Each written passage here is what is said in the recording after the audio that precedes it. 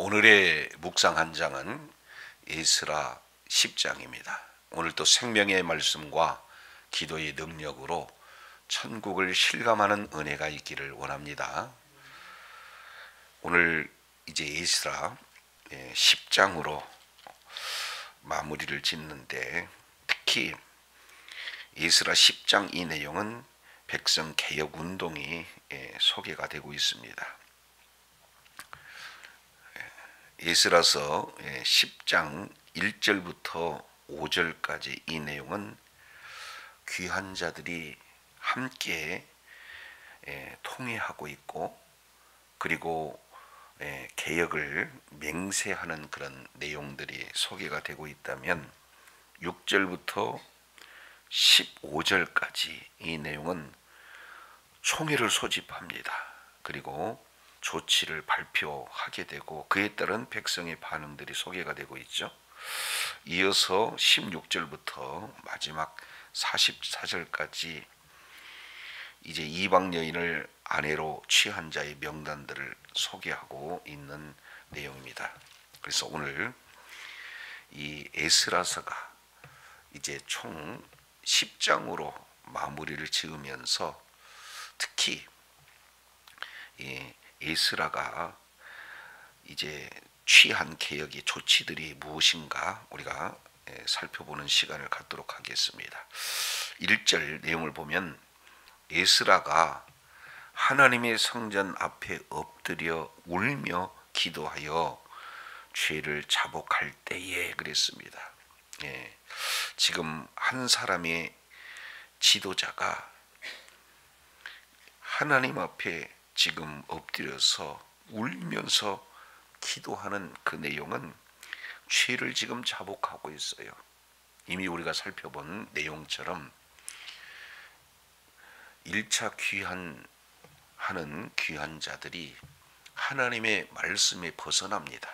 특히 지도자들이 오히려 죄의 으뜸에 선 그 죄의 내용이 이방 여인들을 취해서 이러한 통혼하는 그런 문제가 지금 공동체 가운데 아주 만연되어 있는 그런 상황들을 보면서 에스라는 기도하지 않을 수가 없어요.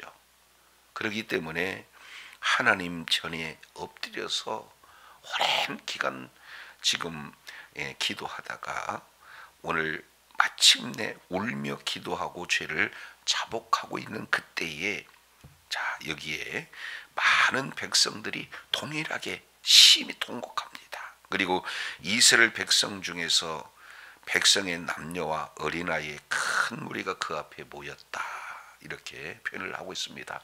한 사람의 지도자, 그 영향력으로 말미암아, 그 기도로 말미암아 모두가 다 하나가 되어지는 그런 아주 긍정적인 그 영향력이 이제 퍼져서 하나가 되어지는 그런 장면이 1절에 소개가 되고 있죠. 자, 이랬을 때 그 무리 중에 한 사람이에요. 이름도 없는 그 한 사람이 에스라에 대해서 지금 뭔가 개혁하고자 하는 의지를 드러내고 있는 것을 보게 되어집니다. 2절, 엘람 자손 중 여히엘의 아들 스가냐가 에스라에게 이르되, 우리가 우리 하나님께 범죄하여 이 땅 이방 여자들을 맞이하여 아내로 삼았으나 이스라엘에게 아직도 소망이 있나이다. 세 가지를 지금 이렇게 통해서 개혁의 의지와 더불어서 방법을 제시하고 있는 것을 보게 됩니다. 스가냐라고 하는 그 사람이 에스라에게 방법을 제시하는 첫 번째 내용이 뭡니까? 우리 하나님께 우리가 범죄했다. 그만큼 지금 공동체에 만연되어 있는 이런 어떤 죄악을 인식하고 있죠. 그러면서 두 번째, 그들의 죄가 무엇인지 이걸 정확하게 꿰뚫어요. 이 땅 이방 여자를 취하여 아내를 삼았다라는 것을 지금 볼 수가 있습니다. 자, 그렇다면 신명기 7장에서 누누이 강조했던 신명기 사관으로 볼 때 이 죄가 굉장히 큰 죄다라는 사실을 모두가 다 공감하고 인정하고 있는 이런 내용 가운데 여기 놀라운 것은 세 번째예요. 이스라엘에게 오히려 뭐가 있다는 것? 소망이 있다. 지금 이렇게 얘기해요. 아무런 현실 속에서도 낙심하고 좌절만 하고 있는 것이 아니라 그런 환경 속에서 소망을 제시하고 있는데, 자, 그 소망의 내용들이 어떤 부분인가? 이것이 3절 이하 기록되고 있어요. 이것은 지도자로서 개혁은 해야 되는데 개혁 의지가 있다 할지라도 지도자로서 할 수 없는 그런 부분을 지금 한 이름 없는 사람 스가냐를 중심으로 이런 소망을 제시하고 있는 그 내용이 3절입니다. 곧 내 주 교훈을 따르며, 그러니까 하나님께서 이스라엘을 포로 귀한 자의 지금 명단에 세우셨던 그 내용은 성전 건축이 다가 아니라는 거죠. 그러면 성전 건축을 한 이후에 이제 하나님의 임재 장소인 성전 건축에 무엇보다도 성전 중심으로 신앙생활을 하기 위해서는 말씀이 있어야 되는 거 아니겠습니까? 그래서 말씀에 능한 학자 에스라를 우리 하나님께서 보내셨어요. 자, 그런데 그러한 내 주의 교훈을 따른다라고 하는 것은 하나님께서 보내신 이 에스라를 내 주 이렇게 표현하고 있으니까 학사 에스를 통해서 세 가지의 결단은 우리가 살펴봤어요. 하나는 연구하며, 또 하나는 준행하며, 그리고 세 번째는 가르치러 결심했다 하는 그 내용을 이미 살펴본 바입니다. 그래서 이제 학사 에스라는 연구에만 머물러 있지 않고 그 하나님의 말씀을 준행하는 자리에 있어서 백성들에게 하나님의 말씀을 가르치기로 결단하는 그 가르침 내용을 그대로 우리가 따르겠습니다. 순종하겠습니다 하는 이 내용과 더불어서 우리 하나님의 명령을 떨며 준행하는 자를 의논을 따라서 그랬습니다. 그리고 이어서 핵심 내용이 이 모든 아내와 그의 소생을 다 내어보내기로 우리 하나님과 언약을 세우고 율법대로 행할 것이다. 지금 이렇게 표현을 하고 있는 겁니다.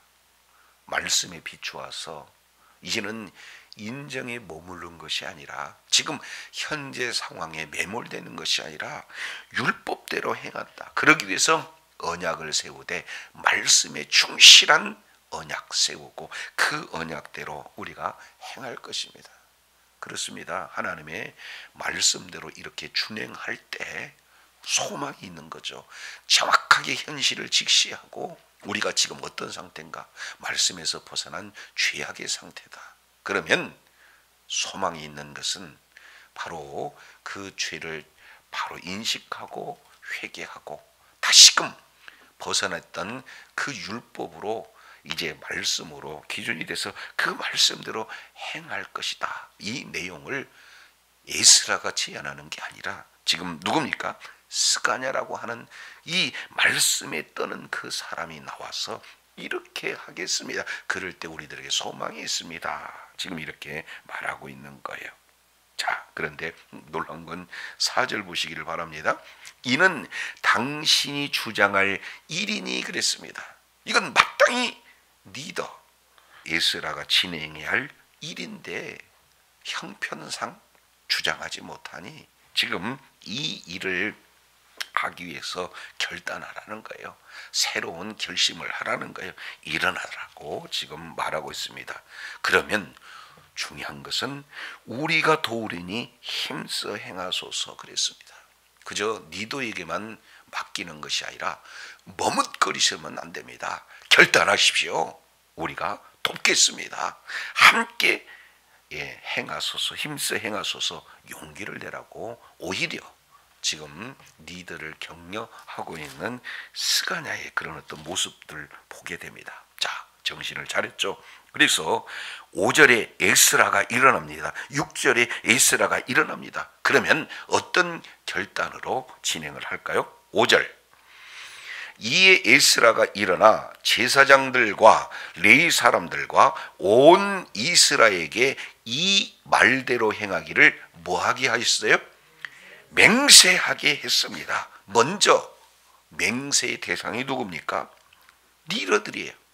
제사장들, 레위 사람들, 그리고 온 이스라엘에게 이 말대로, 그러니까 언약을 맺고 율법대로 행할 것을 맹세하게 했을 그때 신기하게도 모든 무리가 맹세에 따릅니다. 순종합니다. 그리고 맹세하게 되어지면 그 다음에 일사천리로 그 맹세대로 개혁을 하면 되지 않겠습니까? 근데 학사 에스라는 달라요. 어떻게 진행하는가? 6절. 이에 에스라가 하나님의 성전 앞에서 일어나 엘리야십의 아들 요야난의 방으로 들어가니라. 그가 들어가서 사로잡혔던 자들의 죄를 근심하여 음식도 먹지 아니며 물도 뭐하지 아니하였더라? 마시지 않았다. 먹지 않고 마시지 않았다. 한마디로 본다면 금식 기도하고 있는 거예요.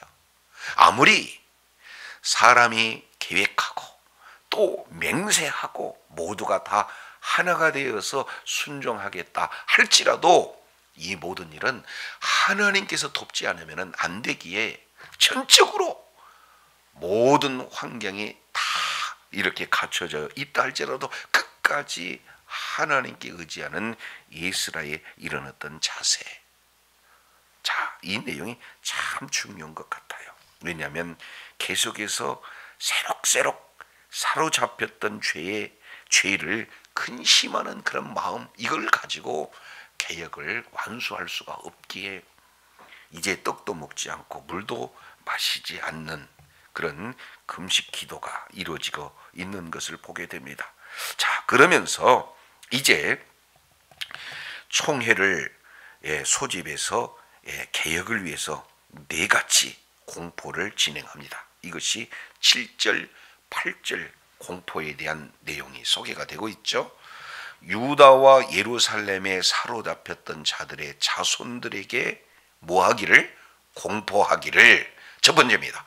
너희는 예루살렘으로 모이라.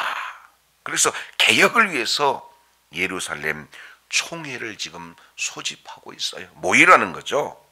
그리고 8절입니다. 누구든지 방백들과 그리고 장로들의 훈시를 따라, 이렇게 말하고 있습니다. 장로들과 그런 방백들의 훈시를 따라야 할 것을 지금 말하고 있고, 이어서 세 번째, 3일 내에 오지 아니하면 그의 재산을 청몰하고, 그리고 네 번째, 사로잡혔던 자의 모임에서 쫓아내리라. 그들은 공동체에서 쫓겨나는 것 굉장히 두려워합니다. 자, 그래서 이렇게 모이고 따르고 그리고 모든 그런 재산을 아예 정몰하고 그리고 쫓아내겠다 하는 이 공포가 이루어졌는데, 자, 이거에 대한 백성들의 반응을 이렇게 한번 보실까요? 9절. 유다와 베냐민 모든 사람들이 3일 내에 예루살렘에 모였습니다. 때는 9째 달 20일이라 무리가 하나님의 성전 앞 광장에 앉아서 이 일과 큰 비 때문에 지금 뭐하고 있어요? 떨고 있다. 지금 이렇게 말하고 있습니다. 자, 외적으로는 굉장히 지금 떨고 있어요. 그리고 내면적으로는 굉장히 지금 두려워하고 있는 것을 볼 수가 있습니다. 이 일 자체가 지금 1차로 포로에서 귀환한 지가 이제 80년 가까이 되어지는 그런 상태예요. 그런데 한 이방 여인을 취하고 또 계속해서 취하는 그런 자들이 있는데, 앞장선 자들이 지도자들 아니겠습니까? 그런데 어떻게 개혁이 이루어질까? 지금 모두들 다 근심하고 있는데 하필이면 뭐까지 내렸습니까? 비까지 내렸어요. 이 비가 내렸다라고 하는 것은 사무엘상 12장 18절 내용을 통해서 보면은 이제 사무엘이 말씀을 전할 때 아주 엄청난 비가 내릴 때 그들의 반응을 사무엘상 12장 이 내용을 통해서 살펴보게 되면은 자, 어떤 반응이 나타나는가? 사무엘 12장 이것을 잠깐 한번 찾아보도록 하시죠. 사무엘상 12장 17절 오늘은 밀 베는 때가 아니냐? 내가 여호와께 아뢰리니 여호와께서 우레와 비를 보내사 너희가 왕을 구한 일 곧 여호와의 목전에 범한 죄악이 큼을 너희로 밝히 알게 하시리라. 이에 사무엘이 여호와께 아뢰매 여호와께서 이날에 우레와 비를 보내시니 모든 백성이 여호와와 사무엘을 크게 뭐했다? 두려워했다. 그러니까 결국 여기에서 우레와 비라고 하는 것은 하나의 자연 현상이 아니라 하나님께서 사무엘의 기도를 들으시고 친히 응답하시는 그런 결과물이기에 하나님의 임재로 보고 있어요. 그러니 오늘 죄악 가운데 지금 모두 다 인식하고 있는 그런 상황 아니겠습니까? 그런데 죄악된 그런 인간들 앞에 하나님의 임재가 놓여 있다. 두려울 수밖에 없죠. 그래서 자, 이제 외적으로 내적으로 지금 아주 떨고 있는 그런 어떤 상황, 그 속에 에스라 10장 10절 제사장 에스라가 일어납니다. 자, 5절에도 에스라가 일어나서 맹세시키시고, 그리고 6절에도 에스라가 일어나서 공포하기 전에 금식을 하게 되어지고, 그리고 다 공포에 순종하는 그런 상황에 10절 에스라가 드디어 일어납니다. 쿵! 새로운 그런 결단이 이제 시작되어지는데 그들에게 이렇게 얘기해요. 너희가 범죄하여 이방 여자를 아내로 삼아 이스라엘의 죄를 더하게 하였으니 11절입니다. 이제 너희 조상들의 하나님 앞에서 죄를 잡아가고 그의 뜻대로 행하여 그 지방 사람들과 이방 여인을 뭐하라? 끊어버리라. 이방 여인을 끊어버리라. 이것이 개혁 조치의 발표 내용입니다.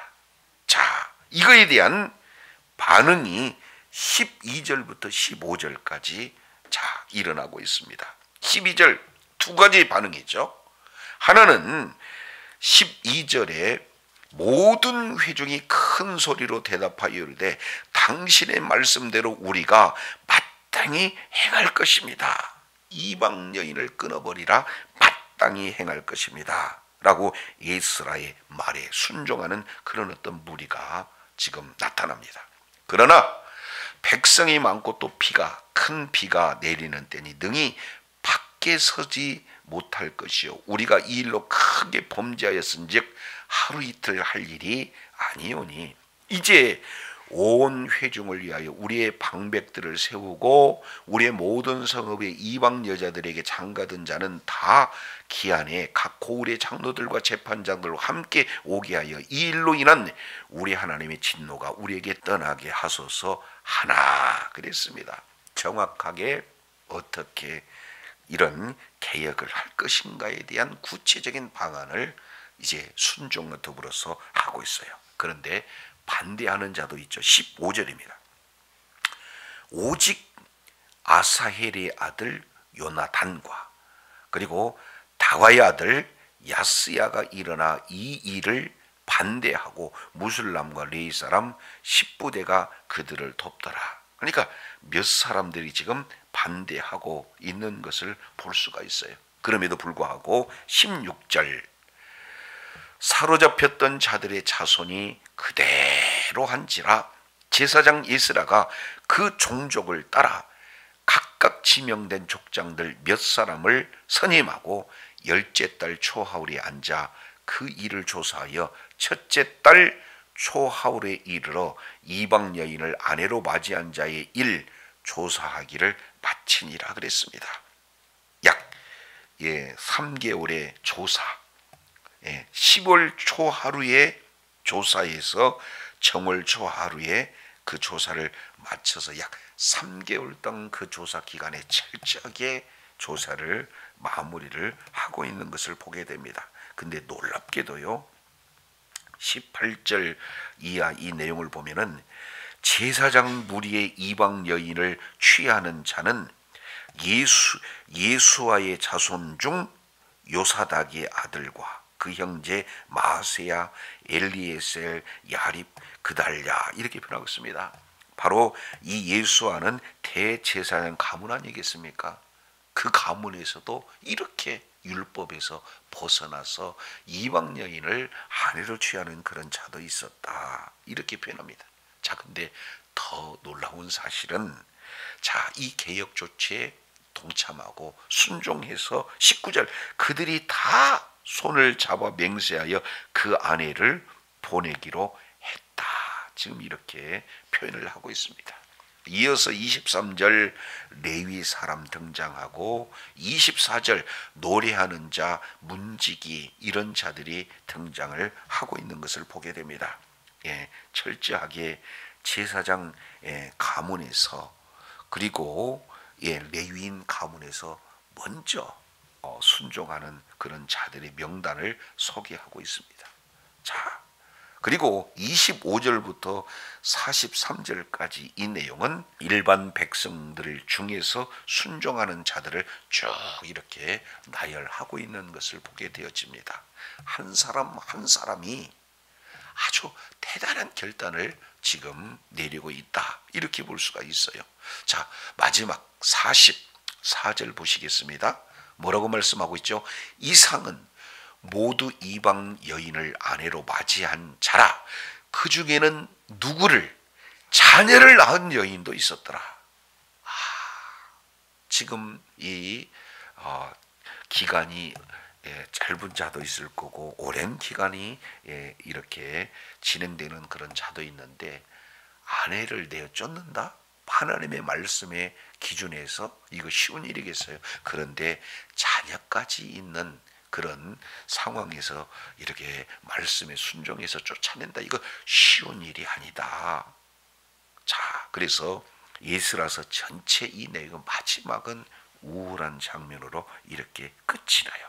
그러나 이것이 해결되지 않으면 근본적인 해결이 이제 불필요하게 되기 때문에 근본적인 문제를 해결하기 위해서 지금 오늘 취한 조치들을 이렇게 살펴볼 수 있게 되어집니다.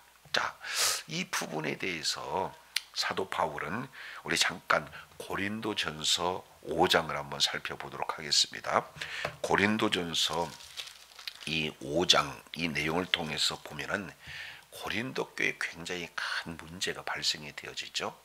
그 중에 가장 큰 문제 중에 하나가 이런 음행의 문제예요. 자, 이방인들도 하지 않는 아비의 아내를 취하는 일까지 지금 등장하고 있어요.